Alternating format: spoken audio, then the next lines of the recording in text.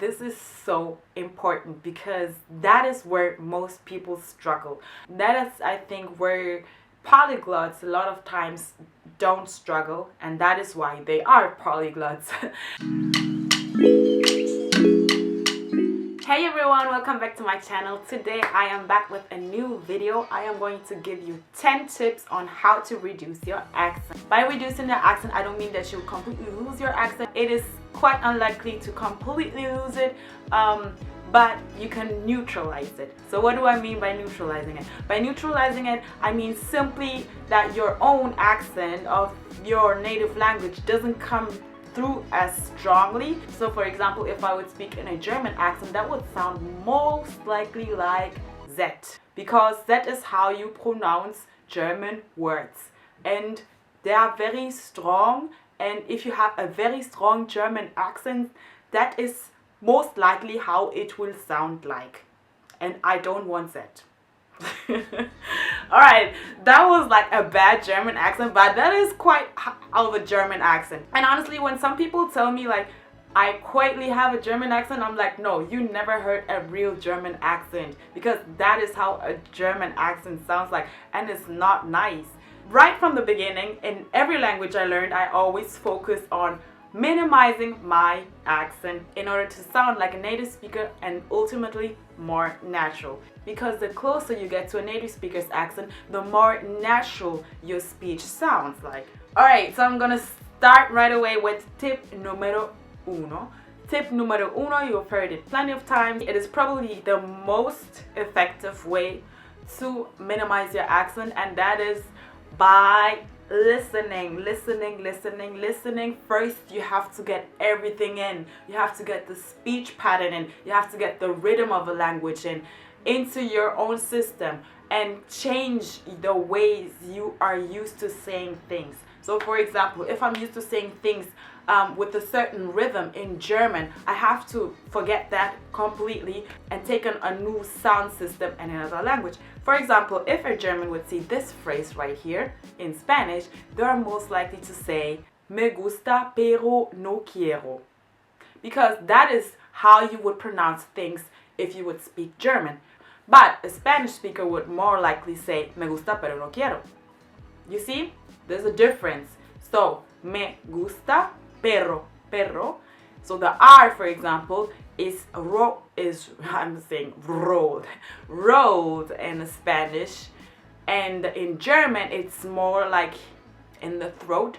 So it's kind of more like a French R, right back in the throat. So a lot of Germans would say pero instead of pero, right? You see, you hear the difference. So this comes obviously by imitating. So in order to be able to hear the difference, you obviously need to listen to as much as possible in the language that you want to learn. So this could be by either watching TV shows, which I absolutely recommend, because this is more of a natural speech pattern that you will see, or you could listen to the radio. Obviously listening to the radio will be the most natural speech you ever have, because it's not scripted, it's not acted, right? But a lot of times radio speakers do speak faster, so you also have to get accustomed to that. But it's just to get accustomed to the rhythm of the language. That is the first thing. Alright, tip numero dos. So once you're accustomizing yourself to the rhythm of the language, you obviously have to get to a point where you hear the difference between the stressing of different syllables in a word. So for example, a German native speaker would tend to say pero and put the stressing of the syllable on the first one, would stress the E and stretch it longer like E, because the German E is pronounced most likely like A, like a long A, right? But the Spanish speaker shortens this syllable and would say and stress it more like pero, right? So you see the difference. I'm not sure if I'm explaining this right, but I guess you can get what I mean, right?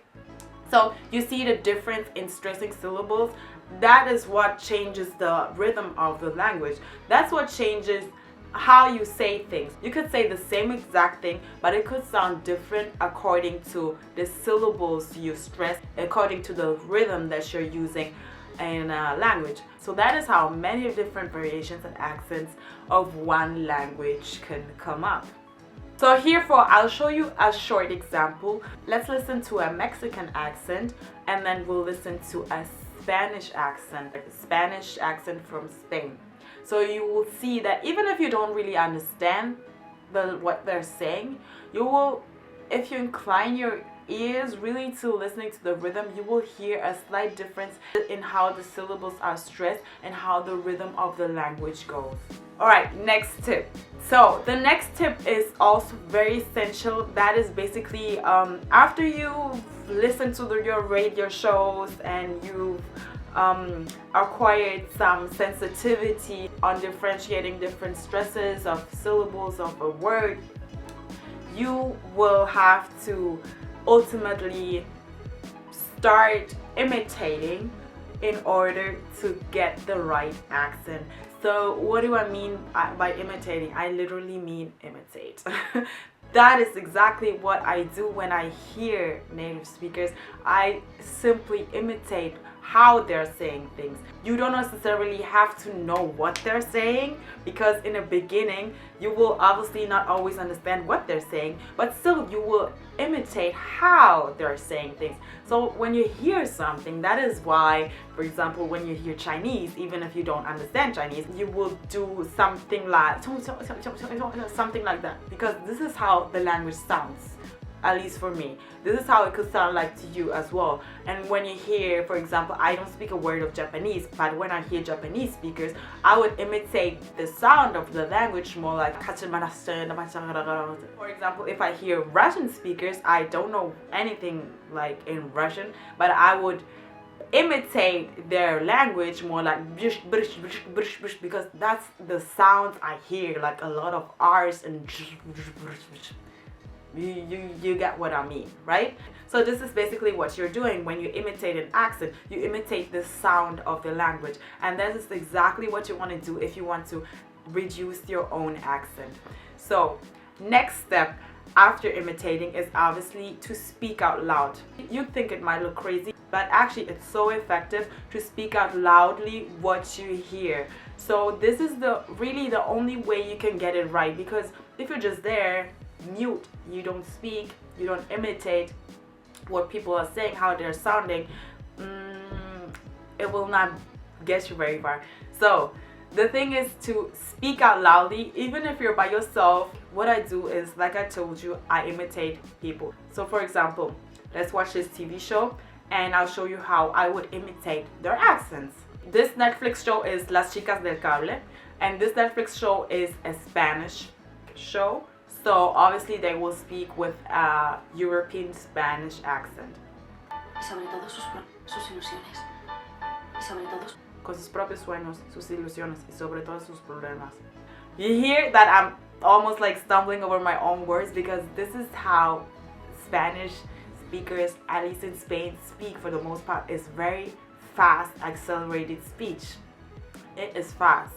So you hear that it's also more like bam, like more direct. Obviously, if you speak faster, you don't really have time. For the most part, Latin American Spanish, because it is slower, it sounds more like they're singing. Like for example, there's Colombian Spanish, but with the European Spanish, it's very bam, ba ba ba ba ba ba ba ba, right? So now let's hear a Mexican accent. Ah, eso sí te preocupa, que se escuche y que se sepa. Bueno, pues que no te preocupen las cosas de los demás tampoco. Bueno, que no te preocupen las cosas que los demás tampoco. You hear the intonation. Bueno, que no te preocupen las cosas que los demás tampoco. You hear? And also the R is pronounced differently. It's not as r. Like the Mexican R sounds more like back. It's not like r, straightforward, but it's preocupen rhythm. It is so important that you solely focus on practicing your rhythm. And how do you do that? By simply speaking out loud or reading out loud And what you can do, what is a good exercise, is just getting in front of a mirror and looking at yourself and basically talking to yourself, and not just imitating the way people say things, but also their mannerism when they say, like, for example, when you notice in my first ever video that I did on how I learned 8 languages, people were saying that my personality actually changed whenever I changed the languages, and that is absolutely true, because with every language there comes also kind of like a personality that you take on and the way people speak. And for example, if I speak in Portuguese, I'm much more like, yeah, like, or as well as when I speak Spanish, I'm much more like, blah, because that's how just Spanish speakers in general speak. They speak louder, they speak like more like happier a lot of times. So I associate that with the language, and that is what I always imitated. Like when I watch Brazilian YouTubers, like the way they just speak and the way they say things, that this is what I imitate, and this is how I get my accent reduced as well, you see.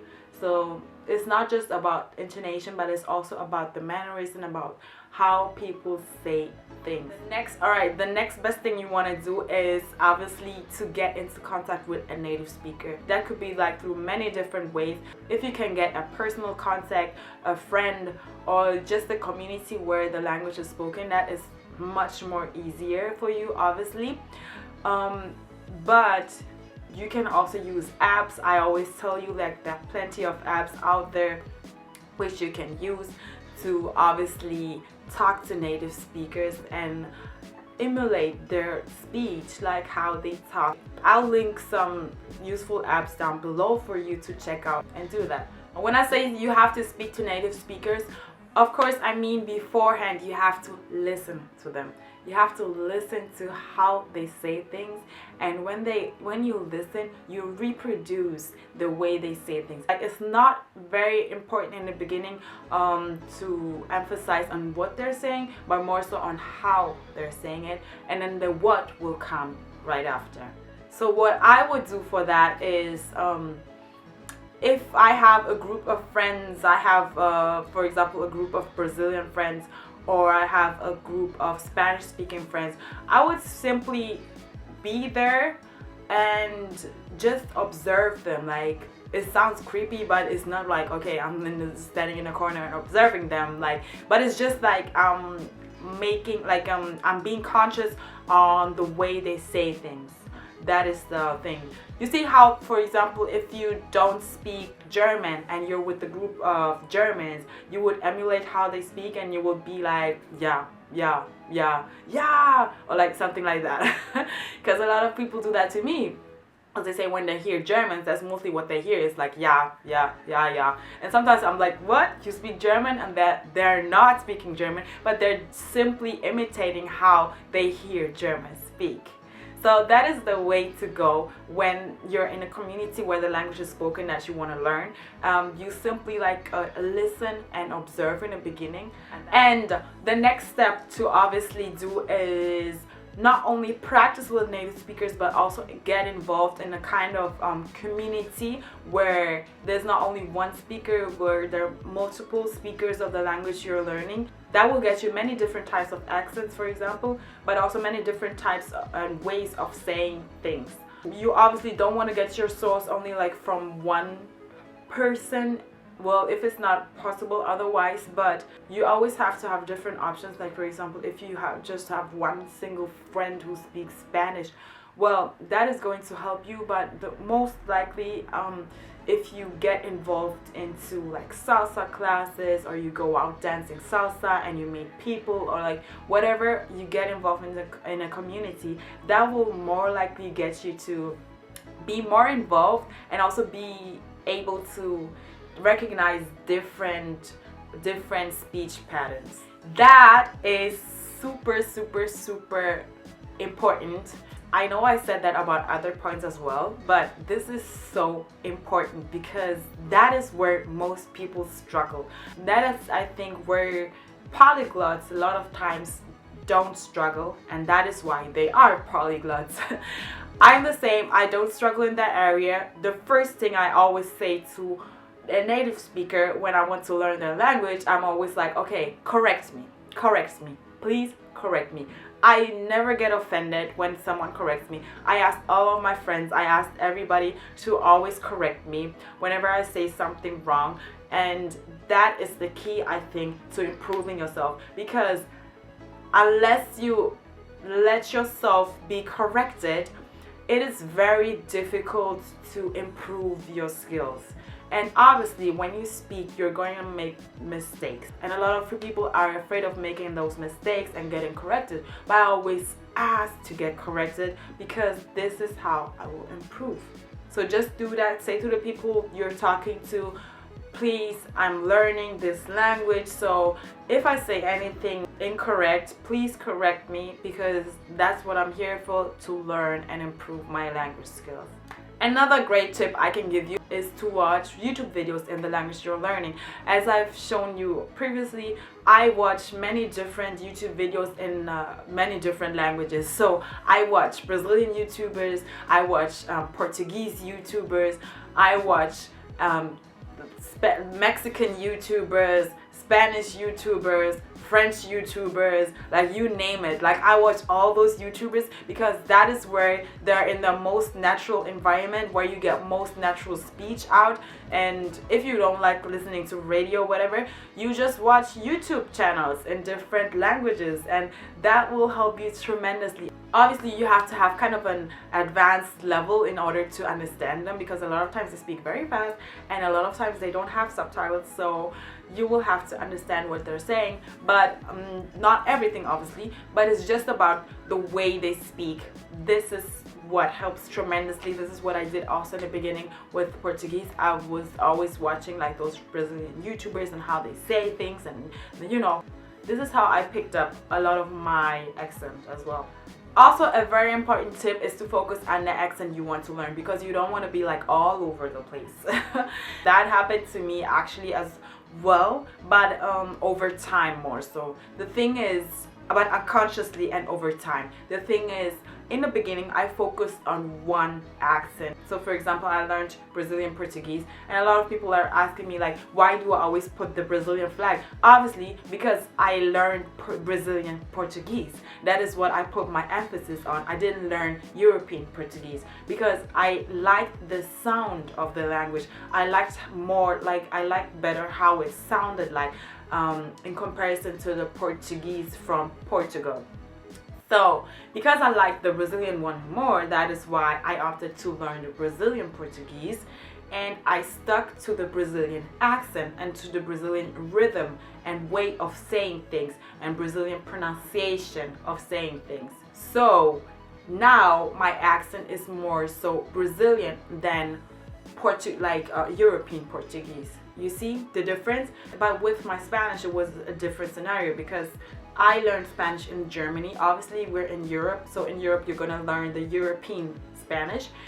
And when you go to Spain, as I did, of course you're gonna learn Spanish pronunciation and Spanish intonation. But the thing is, I learned that first for 4 to 5 years, but then I always just got into a Latin community of Spanish speakers, so my intonation and my speech rhythm and pattern quite changed because of that, because I was influenced. I've had more of European Spanish in the beginning, but then I was obviously influenced by Latin Spanish a lot, so now I have kind of a mix. But that is unconsciously and naturally. That is not because I wanted to, but it's just naturally because I have friends who are mostly like Latin American speakers, so unconsciously I pick up their way of saying things and their intonations. So that is why community is really important, that you surround yourself, you try to surround yourself in that community in order to be exposed to the accent as much as possible. Alright, those were a couple of tips that I could give you. Those were the tips I personally used to reduce and minimize my accent, not to completely lose it, but you can minimize it to a point where people are wondering like, where is he or she from? Like, that's what happens to me all the time. People are wondering where I'm from because my accent is not quite clear, but it's also I didn't do it on purpose, but it's more so because I traveled a lot and I'm surrounded by a lot of different cultures and stuff. So that is why my accent is more of a like it's more of a fusion of a little bit of everywhere. But those are the tips and tricks I use to minimize my accent, and that's what you can do as well. And I'm really convinced that those tips will help you. So thank you so much for watching, and I'll see you in my next video. Adios.